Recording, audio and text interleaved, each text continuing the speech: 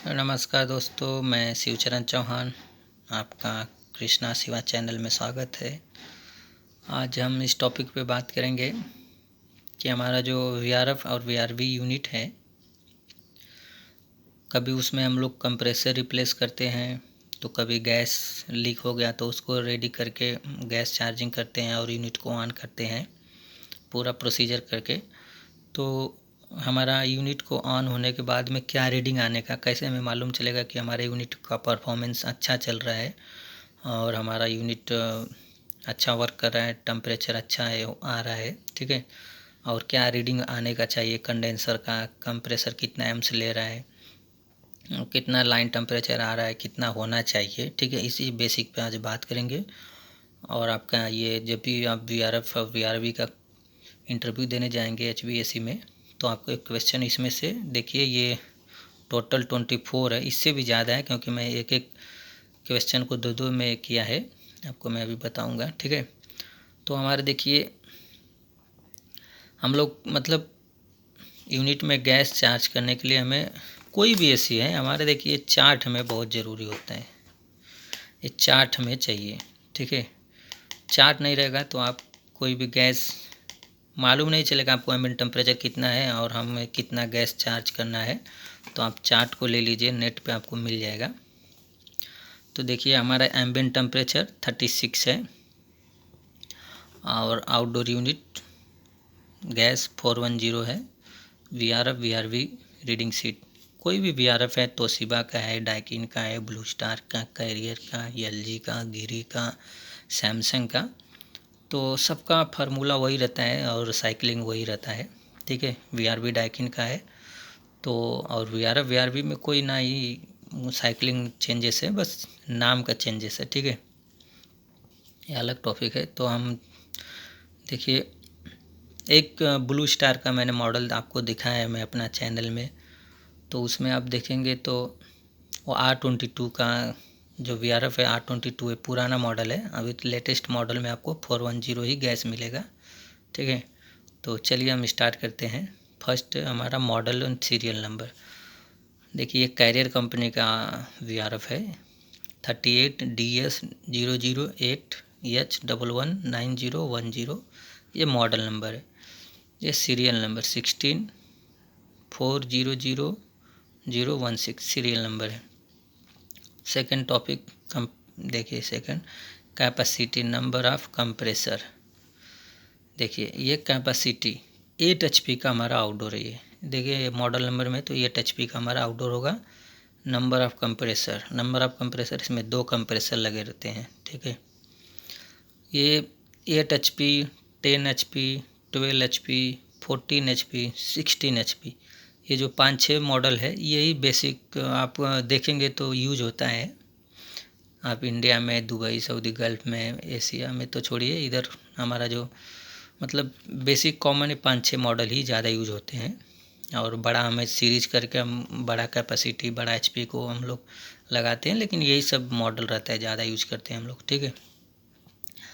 Compressor make and compressor serial number, तो हमारा compressor कौन सा लगा रहता है, कोपेलैंड स्क्रॉल का। आप वीआरएफ यूनिट में देखेंगे तो ज़्यादा करके स्क्रॉल कंप्रेसर ही लगा रहता है। बट आप तोशिबा कम वीआरएफ में देखेंगे तो ये ट्विन रोटरी कंप्रेसर लगा है। तो तोशिबा आउटडोर वीआरएफ है ना, उसमें ट्विन रोटरी कंप्रेसर है, ठीक है। बाकी स्क्रॉल ज़्यादा लगा रहता है। तो ये हमारा ये कोपेलैंड स्क्रॉल कंपनी का है, ठीक है। दोनों कंप्रेसर स्क्रॉल लगा रहता है। और unit location and set temperature, हमारा कौन सा फ्लोर पे एसी है वो आप लोकेशन डाल सकते हैं, first floor, second floor, ground floor, 8th floor, roof top किधर है वो। और आपका जब सेट टेम्परेचर, हमारा जितना इंडोर यूनिट है उसका हमें फुल लोड चलाने के लिए, ये जो आउटडोर है उसका रीडिंग चेक करने के लिए हमें 18 टेम्परेचर सेट पॉइंट करना पड़ेगा और फैन स्पीड हाई करेंगे, और तभी हमारा यूनिट का परफॉर्मेंस पूरा लोड आएगा, तभी हम रीडिंग लिख सकते हैं कि हमारा रीडिंग कितना आ रहा है, ठीक है। कंप्रेसर 100% लोड, मतलब यूनिट है जो हमारा आउटडोर, ये पूरा 100% लोड आएगा तब अब रीडिंग लेने का। देखिए 6 नंबर कंप्रेसर टाइप। तो जो वीआरएफ में कंप्रेसर लगा रहता है, ये भी कैरियर का है, तो कैरियर में देखिए फर्स्ट वायरेबल कंप्रेसर रखा रहता है 8 HP में, सेकंड फिक्सेड कंप्रेसर है। तो जो हमारा फर्स्ट कंप्रेसर है, कंप्रेसर नंबर 1, ये कंप्रेसर वायरेबल रहता है, सेकंड कंप्रेसर फिक्सेड रहता है। ये वायरेबल जो कंप्रेसर है, ये फर्स्ट यही ऑन होता है इन्वर्टर कंप्रेसर, ठीक है। जब भी लोड हमारा बढ़ेगा 40% 50%, तो ये डिमांड इसको दे देगा पीसीबी के थ्रू कि ज़्यादा लोड है, तो ये फिक्सेड कंप्रेसर चालू हो जाएगा और ये एक ही स्पीड में चलता है। ये जो हमारा वायरेबल कंप्रेसर, इसका फ्रीक्वेंसी चेंज और घटता बढ़ता रहता है, ठीक है। ये लोड के ऊपर चलता है, कभी आरपीएम कभी कम मिलेगा इसको, कभी ज़्यादा मिलेगा। जो हमारा इंडोर है उसमें से हम कितना लोड देंगे उसी के अकॉर्डिंग ये घटेगा बढ़ेगा, ठीक है। कंप्रेसर एम्स देखिए, जो हमारा ये 3 फेज़ का कंप्रेसर रहते हैं वीआरएफ में, तो RYB में आप चेक करेंगे तो जो हमारा वायरेबल कंप्रेसर है, कभी भी ये कंप्रेसर का कैपेसिटी बड़ा रहता है, और ये फिक्सेड कंप्रेसर है, इसका टनेज थोड़ा, इसका कैपेसिटी कम रहता है। तो हमारा ये बड़ा कंप्रेसर है वायरेबल, ये थोड़ा ज़्यादा कैपेसिटी रहता है। तो देखिए इसका रीडिंग जो कंप्रेसर का एम्स है 8.4, 8.2, 8.6, RYB चेक करेंगे आप तो इसमें मिलेगा। और इसी तरह फिक्सेड कंप्रेसर का एम्स 7.3, 7.1, 7.6। और ये आपका डिपेंड करता है आपका कितना नंबर मॉडल है, उसी के कितने HP का आपका आउटडोर है, उसी को अकॉर्डिंग आपका ये एम्स रहेगा। देखिए 8 नंबर टिप्स में कंप्रेसर रेफ्रिजरेंट कंप्रेसर इंटरनिंग टेम्परेचर। तो जो हमारा कंप्रेसर का इंटरनिंग टेम्परेचर रहता है, सक्शन लाइन के द्वारा जो हमारा कंप्रेसर में वेपर इन होता है, उसका टेम्परेचर है 13.6, 13.2, ये 13 है, 13.2। इसी को अकॉर्डिंग आपको मिलेगा, 12 भी मिल सकता है, 10 भी मिल सकता है, ठीक है। आपका यूनिट का परफॉर्मेंस के ऊपर है, सर्विस हुआ है कि नहीं है, नया यूनिट है, नहीं तो कुछ ब्लॉक है कंडेंसर, नहीं तो प्रेशर ज़्यादा है, एम्बिएंट टेम्परेचर के ऊपर भी डिपेंड करता है आपको, ठीक है। तो आपको -+1-2 सेंटीग्रेड इधर उधर हो सकता है, लेकिन नॉर्मली इसी के रेंज में मिलेगा आपको। 9 नंबर का रेफ्रिजरेशन कंप्रेसर लिविंग टेम्परेचर। तो जो हमारा कंप्रेसर से जा रहा है डिस्चार्ज लाइन, जो हमारा कंप्रेसर का डिस्चार्ज लाइन है, उसका टेम्परेचर आप देखेंगे तो 65 से 95 तक इसी के रेंज में आपको मिलेगा, ठीक है। और एम्बिएंट टेम्परेचर के ऊपर है, कभी भी मतलब कम बेसी हो सकता है। तो ये देखिए हमारा जो डिस्चार्ज लाइन का कंप्रेसर का टेम्परेचर है वो 67 है और इसका 64.8 है, ठीक है। और ये 100 के ऊपर नहीं जाने का ये टेम्परेचर, डिस्चार्ज लाइन का टेम्परेचर। कोई भी वीआरएफ में, नहीं तो आपको नॉर्मल स्प्लिट है, नहीं तो विंडो एसी है, पैकेज एसी है, कोई भी कंप्रेसर का डिस्चार्ज लाइन का टेम्परेचर है आपको 100 के ऊपर जाएगा तो कंप्रेसर कभी भी डिफेक्टिव हो सकता है, मैकेनिकल प्रॉब्लम आ सकता है, नहीं तो वाइंडिंग जा सकती है, शॉर्ट सर्किट हो गई, क्योंकि 100 के ऊपर वो हीट हो जाएगा तो वो जल्दी ख़राब हो जाएगा कंप्रेसर। तो आपको मतलब 95 टेम्परेचर से नीचे ही रहेगा तो अच्छा है। नॉर्मली आपको 85, 75, 67 और 65 ऐसा नॉर्मली आपको मिलेगा। दूसरा देखिए सक्शन टेम्परेचर एट पोर्ट। जो हमारा सक्शन लाइन रहता है, जो हमारा सक्शन लाइन जो वीआरएफ यूनिट है आउटडोर, और जो इनडोर से सक्शन लाइन का पाइप जाता है वीआरएफ यूनिट हम लोग जहाँ कनेक्ट करते हैं, वहाँ आप देखेंगे सक्शन लाइन का टेम्परेचर तो 10.5।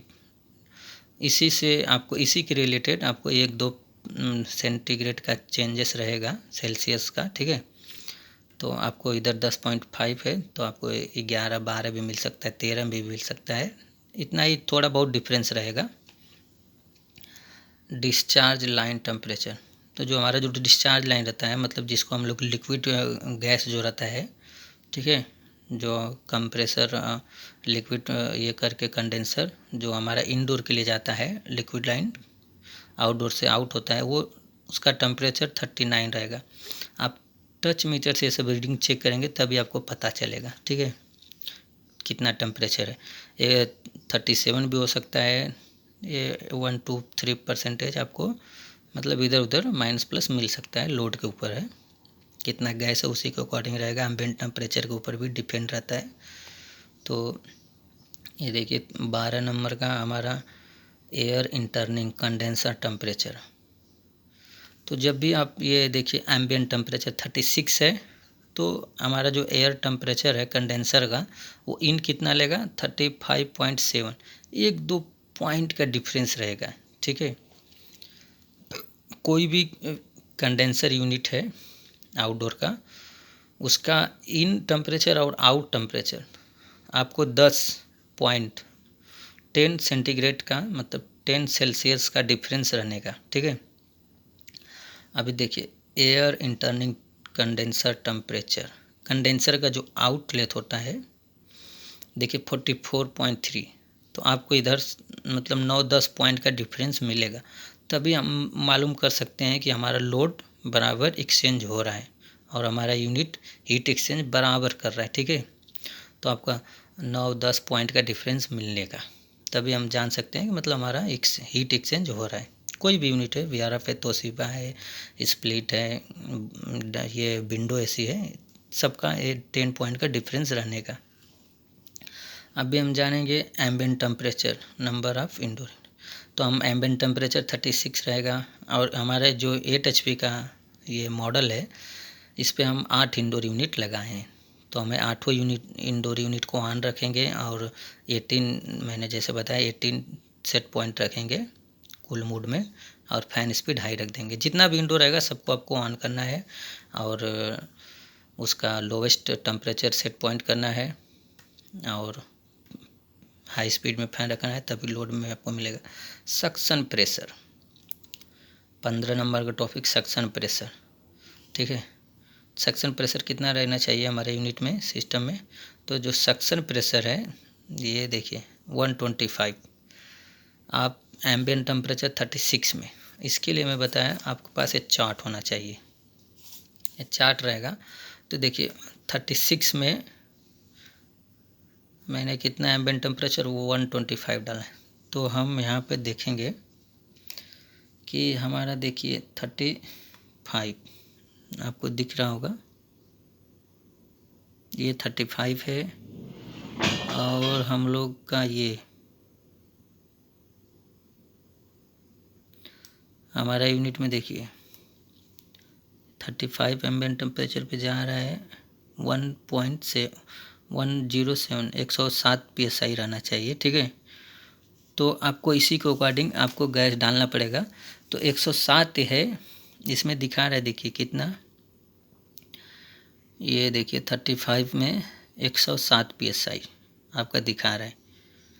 फिर हम और गैस इसमें थोड़ा ज़्यादा क्यों हो गया है, 125 दिखा रहा है ना, तो इसमें गैस इसलिए ज़्यादा हो गया है क्योंकि जो हमारा पाइप लेंथ होता है हम लोग उसको भी मेजर करके इसमें थोड़ा और डालते हैं। आपको वीआरएफ यूनिट में जो पाइप है ना लेंथ होता है, इंडोर आउटडोर यूनिट में जो पाइप का लेंथ होता है उसमें भी गैस हमारा ड्रॉप होता है, इसके लिए हमने थोड़ा सा गैस बढ़ाया है इसमें, इसके लिए इसका 125 है, ठीक है। अभी देखिए डिस्चार्ज प्रेशर, तो डिस्चार्ज प्रेशर आपका 356 है, ये 36 एम्बिएंट टेम्परेचर में 356 है, ठीक है। और इसका देखिए समर के टाइम में ना, जब भी आपका कभी कभी 48 टेम्परेचर हो जाता है गल्फ में, तो उस टाइम में जो डिस्चार्ज लाइन का प्रेशर है वो 550 PSI तक भी जा सकता है।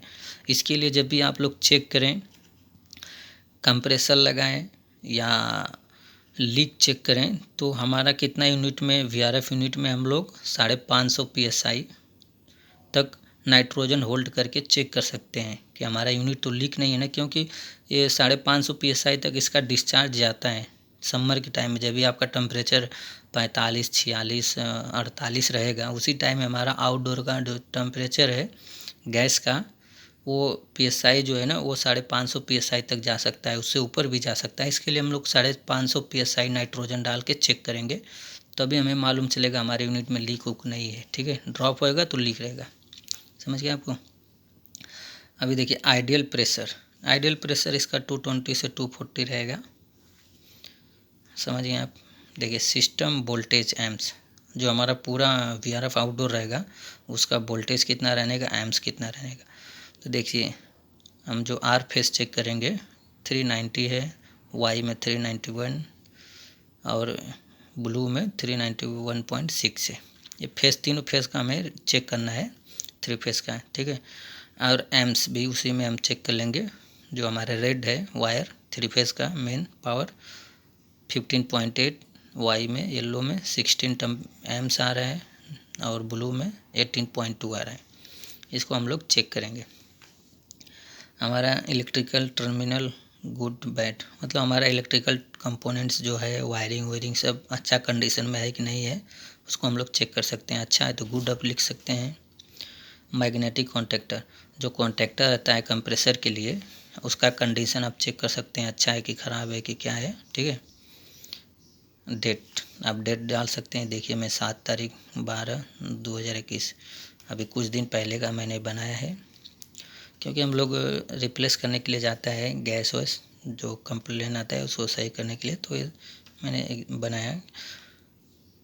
टेक्नीशियन मेरा नाम शिवचरण चौहान, ये साइन आप मार सकते हैं आपको चाहिए तो आप ऐसा चेक कर सकते हैं। तो आपको प्लीज़ वीडियो अच्छा लगे तो लाइक और सब्सक्राइब कीजिए, और जो नए टेक्नीशियन हैं जो लोग हमारे चैनल को सब्सक्राइब नहीं किए हैं सब्सक्राइब कर लीजिए, क्योंकि हम आपको नए नए वीडियो और अच्छे तरह से मैं समझाने के लिए आपको प्रयास करता हूँ। तो आप प्लीज़ कमेंट करके बताइए कि वीडियो कैसा लगा।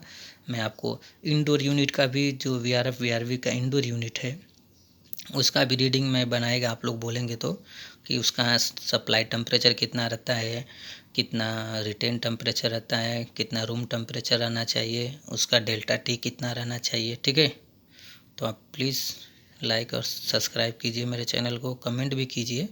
ओके दोस्तों, वीडियो अच्छा लगे तो प्लीज़ उसमें बताइए कमेंट में। थैंक्स फॉर वाचिंग दोस्तों, थैंक यू।